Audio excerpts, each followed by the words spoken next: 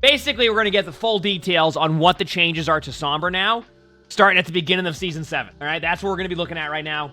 That's what we're starting with. Hola, amigos. Andre from the Hero Design team here, subbing in for Aaron this week. How would I say his last name? I wanted to share with you an in-depth journey through the most recent changes to Sombra, our notorious stealthy hacker. Since her original release in 2016, Sombra has received many changes, including a rework for Overwatch 2's launch. Now the team brings changes to this latest iteration on Sombra once again. When we look at each Overwatch hero, we are guided by general values to provide a great hero experience. Each hero should have clear strengths and weaknesses that can be tuned accordingly. A hero's impact in a match should be felt by you, your team, and the enemy team. So, for example, like Orisa one-shot in your team, or sorry, not Orisa. Orisa just staying alive the whole time and bashing and shredding your tanks. That impact should be clear enough to inform counterplay so that enemies in fear how to respond to a particular hero or their abilities. With these points in mind, we felt that Sombra did not have the correct building blocks for her long-term place in the game, and that is what started our latest approach to the rework. Establishing the goals! We approached the Sombra rework by identifying key goals to guide decisions throughout the design iteration process. 1. Make Sombra commit to the fight more when engaging. Increase the active feel in her ability kit. Uphold the current hacker identity and playstyle. Now, what they're referencing here is basically you don't just translocate out of a team fight for 30 seconds and finish the game with 2,500 damage. Because some Sombras can play really well, and they'd have like 4k damage total, 3k damage total, because they're constantly translocating out of a team fight, running back in, like they're not really involved in some team fights. So they're trying to make it so you're in those team fights a lot more. With these goals, there were multiple angles to tackle around her existing kit. Naturally, many ideas were also meant to address frustrations playing against the character, ensuring there's proper counterplay for the opposing team. And this is a huge part. I've talked about this many times. It's about having fun against the hero you're playing against, vice versa, having fun playing the hero. Now, like I've said, the example I always make is like when I get like rolled by a Soldier 76, I don't go, woo, that was fun. But at the same time, it wasn't like frustrating as much as it could have been in comparison to like when Sombra hacks you and there's no, they translocate out and you just get rolled, right? That's kind of what happens on that one. Translocator is a very versatile tool for map traversal and safe escapes. The teleport is often discussed as a get-out-of-jail-free ability because Sombra can escape as she chooses before enemies can deal a fatal blow. Due to the nature of Overwatch's fast-paced gameplay, it's not common to hunt for Sombra's Translocator as a form of counterplay. It's especially difficult to catch Sombra in Overwatch 2 due to the game-wide reduction to stun frequency. There is also common gameplay styles that leave the Translocator in safe regions, such as near a health pack, and perform a rinse-and-repeat strategy of solo engaging enemies. While playing a lone wolf can sometimes be viable, we also want to still have moments of active cooperation with nearby allies. When starting our iteration, we tackled each of these aspects for Translocator, wanting to make it more involved in combat. Hence what we just pretty much talked about. They don't want Sombra just to keep going back to a health pack over and over again. Like, oh, see you later. All right, see you later. They don't want that. They want it to be like you're in the team fight a bit more, and you have the ability to still play Sombra like you're playing Sombra. So that they want to change that. Stealth is a powerful and unique tool in Sombra's arsenal, granting invisibility. Naturally, invisibility can be difficult to balance in a competitive multiplayer game. We often discuss certain strengths around the stealth mechanics, such as the capability to hack while using stealth, to activate stealth at any time the cooldown is available, and the infinite duration. We wanted to address each one of these concerns during our iterations to see what we can learn from changing them. And I think one of the biggest issues people had is being able to hack while stealth. It felt like the counterplay was even less when that was happening, and a lot of Sombras would just get out of there to the point where you couldn't do anything, right? Hack is one of the strongest parts of Sombra and has received many changes throughout Overwatch's history. To give you an idea, chat, there was an iteration of Sombra where when you hacked a health pack, you got ult charge for that. And then strategy became, you just take damage on purpose, get the health pack, and then go in EMP every fight over and over again. They can't win. Rinse and repeat. And then you go, well, the other team's going to have ults. Yeah, but then what happened is they just keep EMPing you before you can even use those ults. So the only way to counter it was to also go Sombra and do the same thing. That was one of the iterations of hacking a health pack. Yep. We discussed this mechanic at great length since this was an opportunity to try new ideas and learn from them. Many different versions of hack were tried throughout the rework, and the most common discussion was about how hack could be used while invisible. We moved ahead with wanting to explore new hack debuff possibilities. Based on these highlighted aspects of each mentioned ability, we tackled various combinations of changes to find a formula that felt right for Sombra players and all other players. We didn't want to just nerf Sombra, though. Uh-oh. No, I mean, Sombra was already kind of nerfed. It was just played well in certain comps. We wanted to make sure Sombra had more counterplay and could be even more engaging to use, which is this is the most important part. The counterplay, but also fun to play. This led to multiple iteration cycles of playtesting and reacting to internal feedback to find the best version of the Sombra rework that we are happy with. Iteration and feedback. The early iterations for Sombra started off with rather drastic changes on each ability in order to gain new design insights. An early idea for change in hack involved making it no longer silence abilities, but instead would deal damage to the enemy if they use an ability. See, that doesn't sound fun. that sounds like... That's like, I can't imagine that. Like, that just sounds... I'm trying to think of a way to explain that. I think they had that in WoW on a I can't remember. I feel like there was something that had that. That would have just been tough because I think, like, you just wouldn't even recognize it's happening. You'd just be doing damage and then you just out of nowhere fall over. It's kind of like, okay, you know the equivalent? Do you know the equivalent of, like, when you get Ash Dynamited, but you kind of don't realize you got Ash Dynamited and then you just fall over? Now imagine that, like, 10 times that, because anytime you do anything, it does damage. Yeah. This proved to not be clear enough for enemies to know how they are taking damage, and it did not have consistent output between each usage, since it's relying on the enemy player to react. Which makes sense. Another iteration was to make enemies deal less damage for duration. No. We already saw how that was with the Moira thing. The Moira test. This change struggled because if the damage reduction value was low, then it would go unnoticed, and if the value was high, then it would quickly become oppressive. So I'm glad they try these changes and go, you know what, we're not doing that. Absolutely not. Other hack changes were tried, but did not stick because of lack in clarity and impact to enemies. We eventually kept the same hack debuff, but made hacking an enemy cancel stealth. This worked well because it made Sombra more committed to engaging the enemy and gave the opposing team a consistent opportunity to respond, which is good. Translocator had several iterations alongside Stealth, since they are both Sombra's mobility and escape tools. An early idea was giving Translocator a short duration so that it had to be used during combat. No, that would have been tough, I feel like. It would have been unfun. We quickly noticed that Sombra players still prefer to try and use their Translocator in safe spots before engaging. We also learned that this change was pushing Sombra's gameplay style to be closer to team engagements, which we kept in mind with other changes. Stealth had early changes of becoming a dash ability, given a jolt of movement in a very short duration of unbreakable stealth. While interesting to have Sombra quickly glimpse in and out of stealth during fights, enemy players were unhappy with no counterplay for unbreakable stealth, and Sombra players wanted more time to flank behind enemy lines. Yeah, that would make sense. It goes back to the counterplay issue. Eventually, we consolidated the changes to making Translocator a fast teleport and a stealth passive ability, giving Sombra quicker maneuvers within combat, allowing enemies to have more opportunities to react to her. We talked about the Opportunist passive and decided to remove it, making room for the new Stealth passive, which is interesting, while also removing the passive elements of automatically revealing enemies and gaining bonus impact gun damage, which basically, when you would get hacked, you'd get the increased damage from Sombra. They initially had it really strong at the beginning of Overwatch 1, and now they've gotten rid of it. We wanted to turn these passive Opportunist elements into something more actively noticeable. With this closely combative version of teleporting and stealth, we then started balancing the survivability with some more lethality, which led to us exploring the many possibilities of a new damage ability. Now we learn about that. Exploring new abilities. With the mobility and survivability in a place we felt happy with, we began iterating on new forms of damage. A long list of ideas was explored, ranging anywhere from cybernetic devices to digital malware.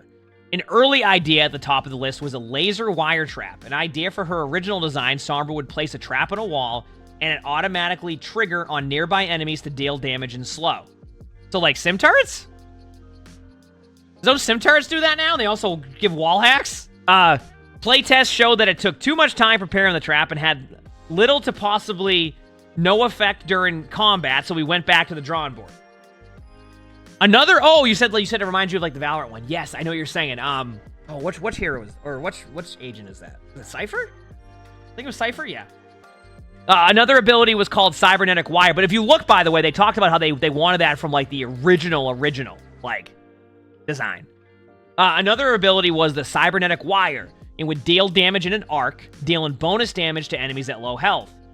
The intent was to secure kills at a finish and blow style ability. Yeah, I can see that being tough because if you just get really low HP, you just know that's, yeah. This felt too oppressive because of the high amount instant damage that can be dealt to multiple enemies at once, and it was sometimes difficult for Sombra to perceive the physical range in first person while simultaneously using the machine pistol. Though there were problems, there was excitement around this new form of damage, and then we pivoted to skill shot ability ideas. So, they said there was excitement around this new form of damage. Now, I wonder something here. When they say that, does that mean they go, okay, we like this concept, but we're going to use this for a different hero in the future? You see what I'm saying? It makes me wonder if, like, we may actually see that, or they're saying that they like the idea of the new form of damage and wanted to do that. Or both. They're saying, we like the idea of a new form of damage, and then they also like the idea of it on a different hero eventually. It could be both. It could be both. Anyway, all this stuff is here. We've kind of showcased this a little bit, and I think there's going to be more stuff that goes into detail about this, but this is the image. Shows the machine pistol, the EMP, stealth, hack, virus, translocator. I will read what virus is, because everything else is very similar. Actually, the passive, which is when out of combat, you become invisible and move faster. We talked about that during the previous post we saw. And then virus, which will infect enemies with a projectile that deals damage over time. Virus damages hacked enemies at a faster rate. So, eventually, the ability, known today as Virus, was born as a projectile that deals damage over time. It synergized well with the range playstyle, and enemies had more time to respond to the damage over time. We learned that this new form of damage can make Sombra players less likely to hack enemies when engaged and out of stealth, so we explored a bonus interaction when Virus impacts hack targets. Some bonus Virus impact ideas were reducing its cooldown when hitting hacked enemies or spreading the damage to nearby enemies. Neither of these felt very clear to enemy players. I think that would have been really frustrating too, at least in my opinion, having the virus impact, like, go to multiple targets and then also have, like, Ash Dynamite at the same time. It feels like that would be pretty scuffed at times, as in, like, you take so much damage from, like, AoE dots. We settled with the idea of making Virus deal faster damage over time, or hack targets, since that had a better balance for enemies to notice and react to the effects. Which is, I mean, there's definitely counterplay there. Like, it requires two things. It requires a Sombra hacking the player, and then you actually hitting the virus. Or vice versa. You could definitely hit the virus first and then do a quick hack. But yeah, so once we were happy where this rework was headed, multiple playtests were hosted across the team to collect more feedback and fine-tune the numeric balance. Further playtests help us tweak changes in the rework, such as making Translocator also reduce the passive stealth cooldown, giving some extra survivability back to Sombra. Overall, we finished the rework with the changes you see starting in Season 7, a quick teleport version of Translocator for a more combative and trackable Sombra, a passive stealth that gives enemies time to react to Sombra before she escapes, and the new virus ability that gives Sombra more lethality. So, I'm glad they were able to make these changes based off of playtests too, and, like, really looking at that stuff. So yeah, it's cool to see. And I like some of the changes. Okay, so here's the actual official damage numbers, everything that's changed. This is the official stuff. This is what you're gonna see on the patch on Tuesday. Machine pistol damage increased from 7.5 to 8. Now, you're wondering about the damage on this one. All right. Why it's increased? Because remember, when you hack now, you don't get that increased damage. This is just to make it a little bit more consistent. Minimum spread reduced from 0.5 to 0. What? That's going to be really good. That's going to be really good. Number of shots until max spread has been increased from 3 to 6 shots. So, it's okay. So, the minimum spread. So, this is what I'm understanding on this one. The minimum spread is 0 spread, right? Then when you get to 6 shots, then you start to have the spread happen. Okay? So it's not like it's a laser pistol for the whole weapon. It's just after your first 6 shots will be a laser. And then after that, the spread will start to go from there. Does that make sense? So, like, if you burst fire 6 shots, which, I mean, isn't recommended, obviously, you'd have a laser. But if you start, your first 6 shots will be way more accurate than before. Reload time reduced from 1.4 to 1.2 seconds. It really, that makes sense. What they're trying to do is they're trying to make the machine pistol better.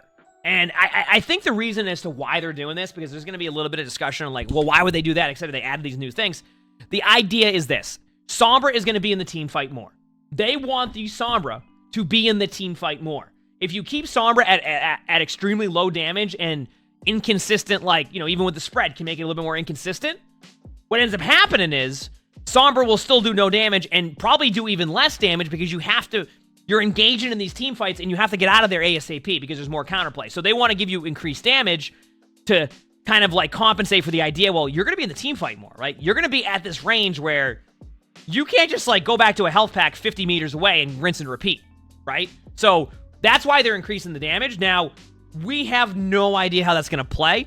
It could be Sombra's really strong and they have to nerf this down. But I think what they want to do is they'd rather start with this. And I think they reference this with Ayari and what they want to do with heroes. And I know this isn't a new hero, but this is very much, this feels to me like the safe side of strong is what they're going for, right? They're not going for extremely OP. Keep in mind, I could even be wrong on that. This may not even be safe side of strong. This could be Sombra's not good or Sombra's okay. But I feel like because they've increased some of this stuff here, Sombra will be pretty good. And they want to keep Sombra at least strong to start, and then they can make a change as quickly as they see stuff, right? If they even need to. Okay, anyway. Hack. Cast time reduced from 0.75 to 0.65. As a tank player, I'm going to love that. Now cancels stealth when hacking an enemy hero. That's why they made that change, by the way. You can see the thought process behind that. Hack is quicker, but you can now counterplay that hack. Granted, it is really quick of a hack. You have counterplay to it now, right? Like, there's a little bit more. Before is you would get hacked and you couldn't do anything because Sombra could just do it immediately. Cooldown increased from 4 to 6 seconds. So on top of that, it's longer in between the cooldown. See that? So that's why they're making this change, is because while they're making a nerf to it, they also want to make it so it's a viable ability, right? So now it's 6 seconds on the hack. Hack has a reduced cooldown of 3 seconds if hack is interrupted. Okay, so it would be 3 seconds if it gets interrupted. Or if a non-hero enemy is hacked. So like a Torp turret. So if you hack a Torp turret, it puts it on a 3-second cooldown, if I'm understanding this correctly. Right? If you hack a Torp turret, where is this? This is a blog post. On the Blizzard site, right? Or a health pack, etc. Things like that. Yeah. Okay, the hacked warning text will now appear while you are silenced and not for the remainder duration of the hack debuff, I want to point this out. I for a long time, especially at the beginning of Overwatch 2, I had to remind people like, hey, by the way, this isn't a bug. The reason why it says you're hacked during that duration is because they have wall hacks on you. They can see you on the map. That is what that is. Right? It wasn't like you couldn't use an ability. The duration on there was because they was showing you like you on the map to people. It wasn't like a bug. That's what it was. So it was telling you that. So what they're doing, they're just changing that rather than for the duration of the hack debuff. Like it might help the Sombra slightly in that sense, because now if they still have, do they still have the wall hack? If they do, they still have the wall hack on that, then that will help them a little bit because you won't know you're still wall hacked during that. Anyway, opportunist removed. This was the increased damage stuff that they talked about. All right, stealth. Ability rework to a passive. Sombra automatically becomes invisible after 3.5 seconds while not shooting, using a damage ability, or receiving damage. So 3.5 seconds is quite a long time, by the way, too. I want to point out right now, the support passive is at 2 seconds, so it takes 2 seconds to start getting the heals. Before it was 1.5. 3.5 does take a little bit of time.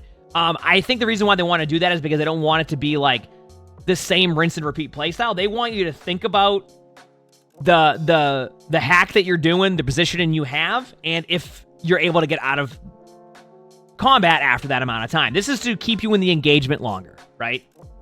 This is to keep you in the engagement longer. Now, there could be discussion on this, and they might change that number. It might be 4 seconds. It could be 2 seconds. It could be 2.5 seconds, but this seems like a good number to start with, and when you have these type of passives, they can always adjust that and change it based off of the results they're seeing. If Sombra ends up having a 20% win rate because Sombras can't end up in stealth anymore because players are constantly keeping them out of stealth, then guess what? They'll make that change. All right. Stealth movement speed bonus reduced from 60 to 45%. This is an interesting one. Because, like, even I envisioned it still being 60%. I think this is I wouldn't doubt it if this number gets tuned eventually to, like, higher. But I think it could work still. And this is also why? Because they're trying to make it so, like, the way they want this, the vision of Sombra now is Sombra will be in team fights longer. And when you make your hack, it has to be a hack that is going to be worth doing rather than just doing randomly. So 45% is still pretty fast. And keep in mind, the 60% was really good, right? When you had to run 50 meters back from a health pack that you translocated to, right? You get what I'm saying? So, translocator, the way it used to be, is you would put it 100 meters away and then run back really fast. Now that you don't do that as much anymore, the vision that I'm seeing here is that you don't need the 60% movement speed anymore. 45% still should be fast enough. Granted, I don't play a lot of Sombra, and I could see them increasing the movement speed again based off of a lot of that stuff, right? So, like, that is something that will eventually be discussed more. Fade out duration into stealth reduced from 0.375 to 0.25 seconds. If I understand this correctly, that means you come out of stealth quicker. And then the fade in duration from stealth reduced from 0.5 to 0.375, which means that you'll go into stealth quicker, if I'm correct on both of these. So you'll be out of stealth quicker to be able to make a play happen off of that, and you'll be in stealth quicker. Swap that around. Fade in duration. Into stealth is 0.25. Okay. Either way, it's quicker. Out of stealth, I got you. It's quicker. I get it now. Yeah. Either way, it's quicker across the board. Flip that around to what I was saying. You said I was correct? I don't know anymore. Listen, stealth is better when you come out of stealth or go into stealth. There you go. That works out. Perfect. Updated the UI messaging to the Sombra player when hacking health packs to revealed instead of detected. Now the message detected is only used when an enemy player is in the detection radius, which there is a circle around that now. So, virus. This is a new ability assigned to the ability 1 by default. That is replacing stealth. Remember, stealth is now a passive, which means you don't need that ability slot, which is why they have the new ability. Fire a projectile that damages an enemy over time. Damage is dealt faster on hacked enemies. Impact damage is 10. And it's 20 on a hack target. So say you hack a target, hit him with that, it'll be 20 damage. And the damage over time would be 100 over 4 seconds. Or if you have him hacked, it'd be 100 over 2 seconds. So let's say you hack a target, right? This is the burst damage possibility. Let's say you hack a target, and then you do the impact damage and the damage over time. You're going to do 120 damage overall with that, right? So that'd be 120 damage in 2 seconds. You'd have the impact damage, and you have the 100 damage over 2 seconds, right? If you don't hack them, it would be 110 damage over 4 seconds. You know what I'm saying? I mean, obviously the math is I'm not explaining it perfectly on that, but basically that's going to be the difference, and it's going to be, really quick burst damage or a bit of more damage over time. Curious to see how it plays out. It could be really good. It could be a tough skill to hit. That is yet to be seen, but I think overall, like, looking at the damage over time with that one, it doesn't really, I don't look at that and go, uh-oh, but in 2 weeks, you might hear me talking about how much I enjoy just having the damage over time, right? This is initial reaction in comparison to what we'll have the reaction a couple weeks later when we actually play against this consistently, right? The initial reaction, I'm fine with it.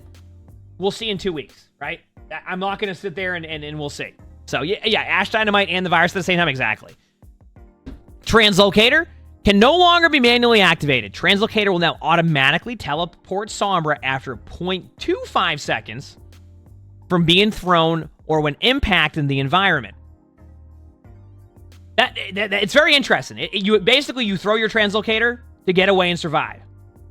Like, that's how you do that now. It's not how it was before. Reduces the stealth passive cooldown after teleporting. This is good. I like that they do this, because if it was just like this and you didn't have this, it would just not play well. You'd always get the Sombra. But that's a good change on that one, to basically make it so you get back into stealth quicker.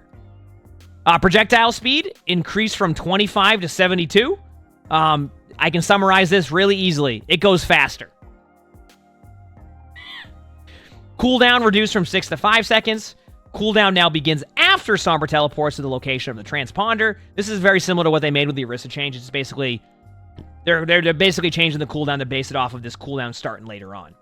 Projectile launch initial vertical offset removed. I know exactly what that means. I think that just means this means the projectile launch initial vertical offset was removed. EMP, ultimate charge cost increased by 15%.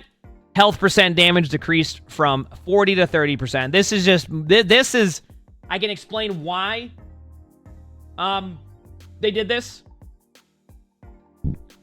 Basically, Sombra's going to have more damage. Sombra's going to be in team fights more. They are predicting that more EMPs means it should not be as strong. That's what they're predicting here, because if Sombra's in the team fight more, has more damage capability, you're more likely going to be able to build that. I actually like that they're looking into this right away. Sometimes when they make changes, they won't do the ult charge cost increase change right away. Actually, a great example of this is Junker Queen. Remember that they didn't adjust the Junker Queen's ult charge when they changed the Carnage change, and then out of nowhere, Junker Queen had ult twice a team fight? That was because the ultimate charge cost wasn't increased based off of the new changes they made to Junker Queen. So this is what I'm saying. Yeah, that's exactly what I'm referencing with that one. Is this is good? You might look at that and be like, oh, that's terrible. Here's the thing. They can look at this, and if Sombra isn't getting EMPs enough, they can change it like that. But I'd rather have a more well-balanced EMP than spend the first 2 weeks waiting for a balance patch or a month waiting for a mid-season patch, getting EMP'd twice a team fight. You know what I mean? Am I live on Twitch too? Yes. So, like, this makes sense. All right? So, yeah. I mean, overall, it sounds like on paper, Sombra will be more fun for a lot of players. Keep in mind, I cannot speak for people who play, like, for how everybody has a different play style on Sombra, right? Some Sombra players might love this. Some Sombra players might not like it. I don't play a lot of Sombra, so when I look at this, I go, you know what? On paper, it looks good. I think we have to see. Obviously, there's a lot of really, really good Sombra players who can really give you good feedback on this and how they feel about it. So that is where I'm at with that. I could be completely wrong on that one, and you know, a really good Sombra player would be like, yeah, this isn't working, or this feels worse, right? But I think for, like, me, I like this because now my playstyle of being in team fights more, it works with this a lot better, right? It does. So, like I said, it's going to be a different response on that one, in general. And, like I said, a lot of Sombra players do have that different playstyle. So some Sombra players might love it. Some Sombra players might not. So we'll see. We'll see. Moving forward, we hope this offers more insight into our development process behind hero reworks and our intentions for Sombra's ability changes. These iterations are focused on making Sombra a more fun and exciting hero to play and a less frustrating hero to play against. Exactly. We feel this new version of Sombra will provide new combative playstyles and clearer experiences for all players. We will continue to watch how Sombra performs going forward, and will adjust balance when the time is right. As with all heroes in Overwatch, Sombra is very important to us, and we value the feedback of our amazing community. Thank you for reading. Boop. I have one bit of feedback to this blog post. There better be a Roadhog blog post just like this, because this was excellent. This type of insight to why they're making the changes and the reason behind it is great insight. And I really believe they should do one for Roadhog also, or any hero they rework. This type of stuff I absolutely love. This is, like, great information. I hope there's one for Roadhog also. Like, because this is, like, this isn't just showing you numbers and giving you, like, a one-sentence description as to why they're doing it. This is like, hey, this is why we make these changes. This is what the process we did. And this is where the hero's at now. And this is why the hero's where they're at now, right? Like, this stuff right here, I like.